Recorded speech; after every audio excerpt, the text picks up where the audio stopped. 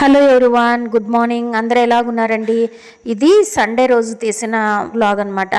Sunday అంటే మొత్తం heavy work ఉంటుంది అనమాట. ఇంట్లోన క్లీనింగ్ కానీ, మళ్ళీ కూరగాయలు కానీ వీక్లీ వన్సే కదా చేసుకోగలుగుతాము. వాష్రూములు కానీ, బండలు కానీ అట్లాంటివన్నీ పని ఎక్కువగానే ఉంటుంది. ఆ రోజే బాల్ వికాస్ కూడా ఉంటుంది కాబట్టి ఓన్లీ 1 అవరే కదా, దానికి టైం కేటాయిద్దాము అని నేను దానికైతే బడన్ కాను. మా పునీత్ సరదా పండ్ల కోసము కోళ్ళు కుక్కలు పెంచుకొని, అంటే బన్నీ అంటే నా ఇష్టానుసారమేలండి తెచ్చుకోవడము. కోళ్ళు నాకైతే అస్సలు ఇష్టం లేదు.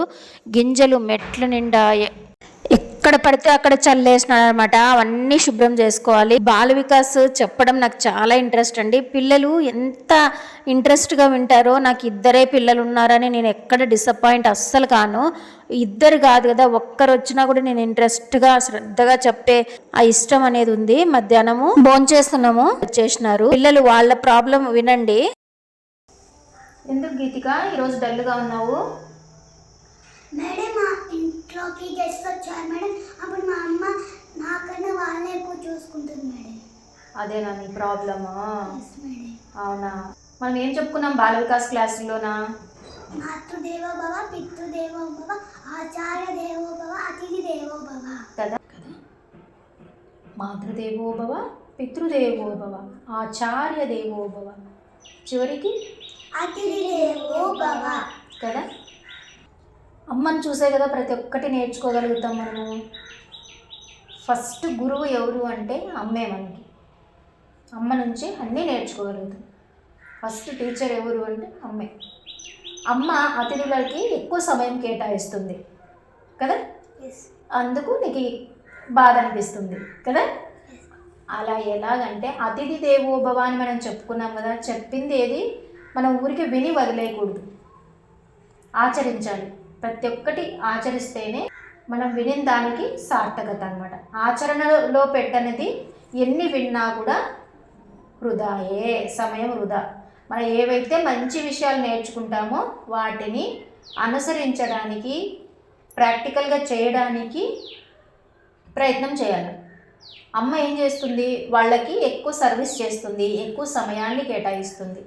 అతిథి దేవోభవ అనడానికి అదే నిదర్శనం అన్నమాట. అమ్మ నుంచి అదే నేర్చుకోవాలి. అర్థమైందా? అందుకు నీకు కోపగించుకోవద్దు. నీకు ఇచ్చే సమయం నీకు ఇస్తుంది. వాళ్ళు ఎన్ని రోజులు ఉంటారు వచ్చిన అతిథులు? కొన్ని డేస్, 5 or 10 days. ఇప్పుడు మనం ఒకరింటికి వెళ్తాము, మనకి కావాల్సిన ఇష్టమైన ఫుడ్ కానీ, మనకి ఇష్టమైన అన్నీ చేసి పెడతారు ఎవరైనా ఇంటికి వెళ్తే, అవునా లేదా? వాళ్ళు అతిథి దేవోభవ అనే పదానికి నిర్వచనం చేస్తున్నారన్నమాట. అది వాళ్ళు పాటిస్తున్నారు. మనం ఒకరింటికి పోతే మనకి ఇష్టమే, నీకు ఏమి ఇష్టము అని అడిగి తీసుకొని వచ్చిస్తారు కదా.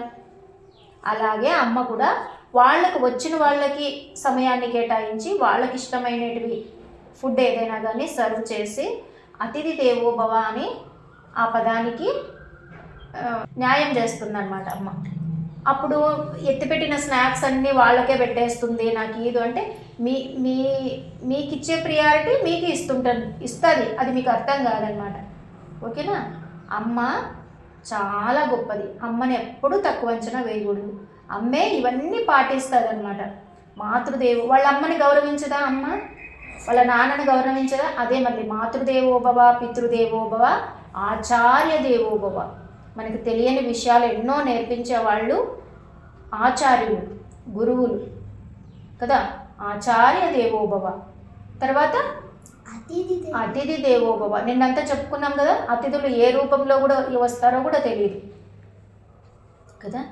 వాళ్ళు మనసు నొచ్చుకొని పోతే మన ఇంటికి మంచిది కాదనమాట. ఆచార్య దేవోభవ, అతిథి దేవోభవ. దేవుడితో సమానం అనమాట అతిథి కూడా. ఓకేనా? నీ కోపం పోయిందా? ఓకే. అమ్మ అలా చేస్తే నువ్వేం కోపగించుకోకవు, సరేనా? జై సాయిరామ్.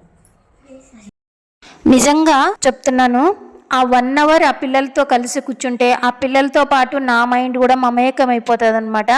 ఎంతో హ్యాపీనెస్ని ఇస్తుంది అనమాట నాకైతే. ఇది నిజమండి. ఇంకా నేను చెప్పిన దాంట్లో ఏమైనా తప్పులు ఉంటే నన్ను క్షమించండి. ఎవరికైనా తప్పులు కనిపిస్తే. ఇంకా అతిథి దేవోభవకి సంబంధించి ఒక స్టోరీ కూడా చెప్పాను. పిల్లలు ఎంతో శ్రద్ధగా వింటారండి. ఈ వీడియో నచ్చినట్లయితే ప్లీజ్ లైక్ చేసి ఛానల్ని సబ్స్క్రైబ్ చేసుకోవడం అస్సలు మర్చిపోకండి. Thank you for watching. నమస్తే.